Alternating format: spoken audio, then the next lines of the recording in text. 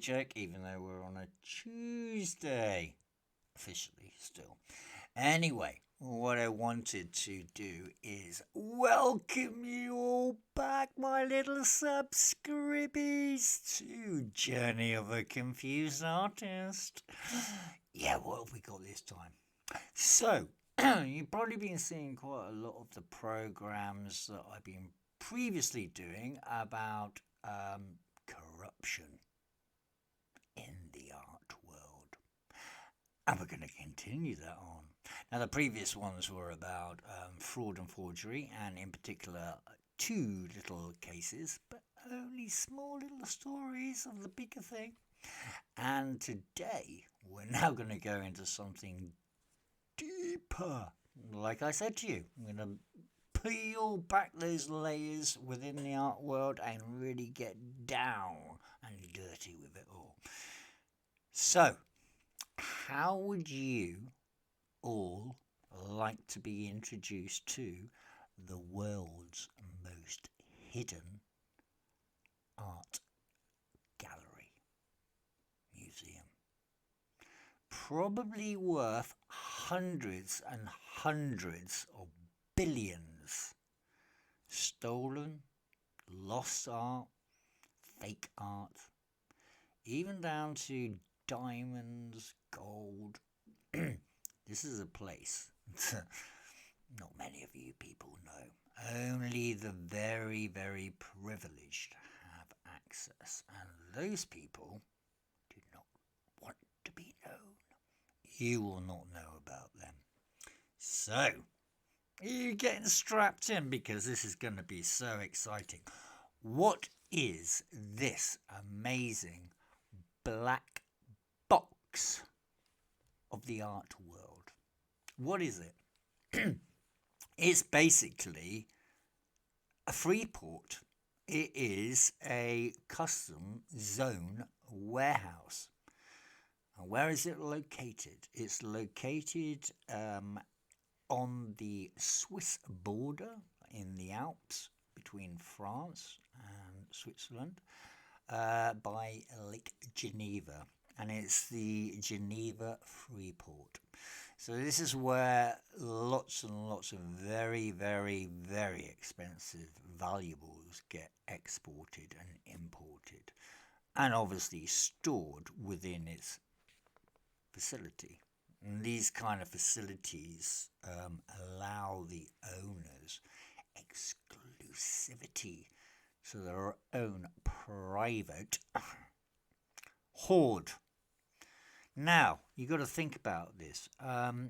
Okay, so what's stored in there could be, like I've said, stolen, missed, lost artwork that we have never, ever, ever seen as the public, completely behind closed doors. Therefore, because of the exclusivity of these owners that have these items behind closed doors, no one else knows about it. It is basically a place for the biggest secrets of money laundering, tax evasion, fraud, all of it.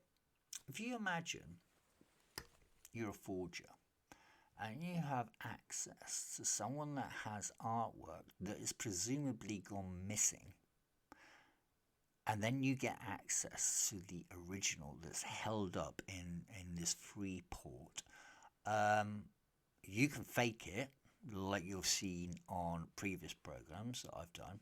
It's quite easy to do. There's a lot of skilled people out there that are able to do that. Now, you can make a forgery, then put it out into the market area saying, whoa, we found this artwork mysteriously, sell the fake, yet keep the original. And then later on down the line, when it's been sold as a fake for X amount of millions, you can then say, well, you won't. You'll probably find a fence or whatever the flipping called? I don't know. But you get the picture. It's you get the picture. Get it? Yeah.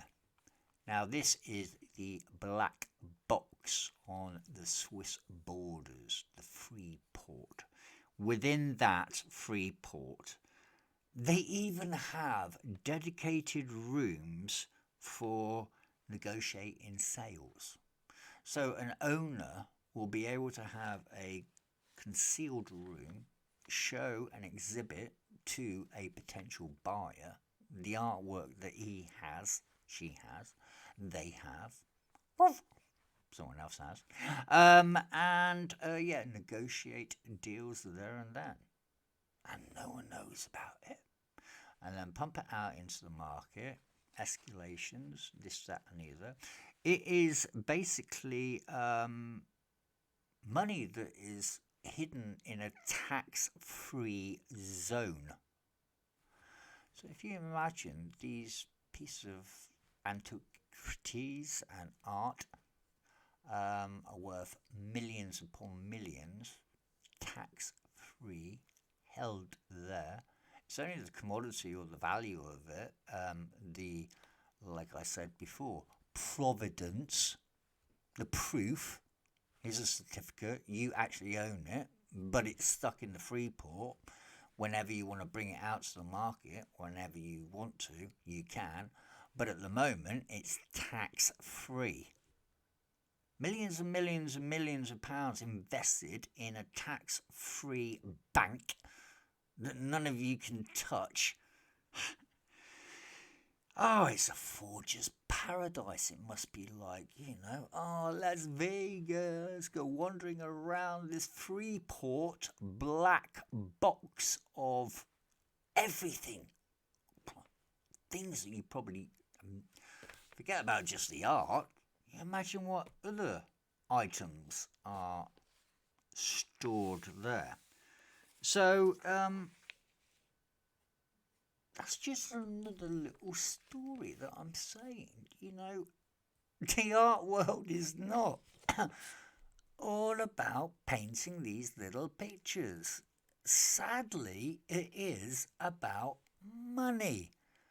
And recently, I just saw, doing my research like I like to do for the next book, Journey of a Confused Artist. The next series book in the series is going to be The Price of Art. And one thing I discovered is a game, an electronic game called, because I just wrote down Starving Artist.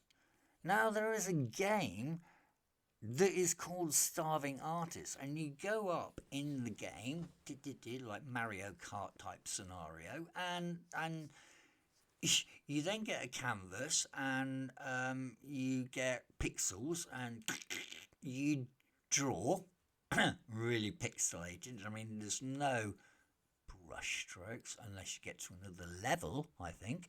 A stupid picture, you post it up, and people walking by will see it and they'll comment on it and go, oh, maybe you change the colours or make that a little bit brighter or darker or change.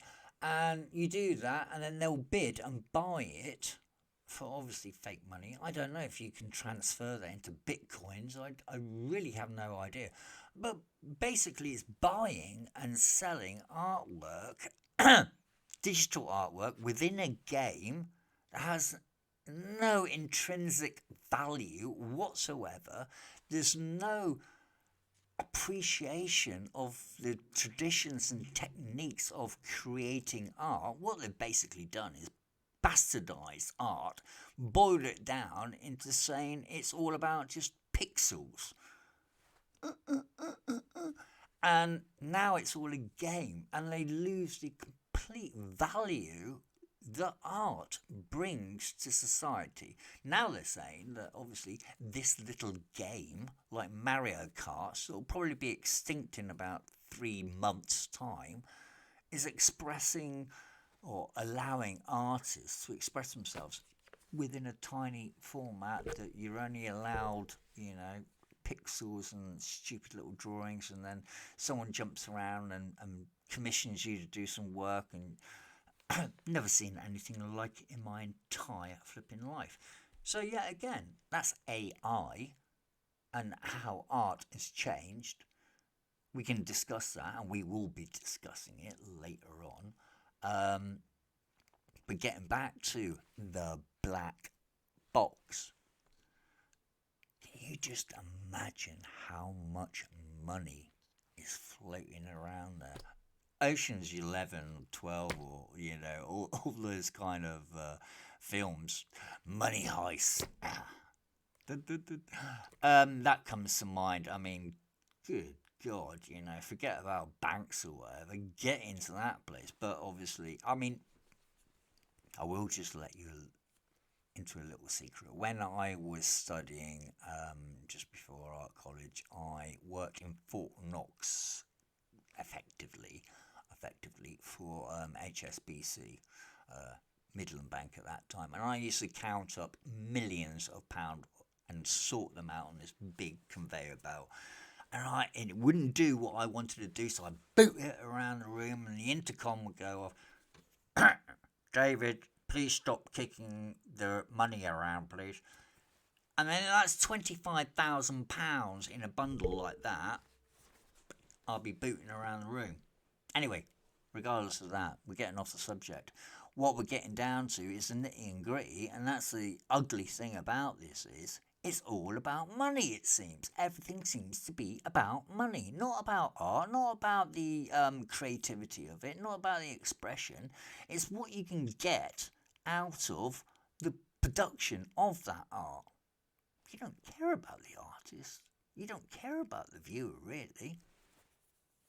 Now we're going to be investigating even more. The next one, like I said, is going to be about the marketplace. Now all of this, like I've just explained to you, leads up to, you've got to fence it off, haven't you? How do you do that? Well, through auction houses, or, like I said, private bids and sales that go on within the, Freeport and the Geneva border. There you go. We're going to find that out. It doesn't stop here. I'm a really, really nasty little mother. Scorpio. Don't cross me. There is a little saying, when a Scorpio gets upset, even the devil runs. So, art world, you better watch out, because I'm on your tail. See you later on the next installment of Journey of a Confused Artist. I might not even get out of this country. I know I want to go travelling around and investigate more art, but they might incarcerate me, and I might actually meet Billy the Brush Mumford in the art gallery, art classes like I just reported. Hey, he could be my buddy. See you later on the next one. Take care. Love you, Scrubbies.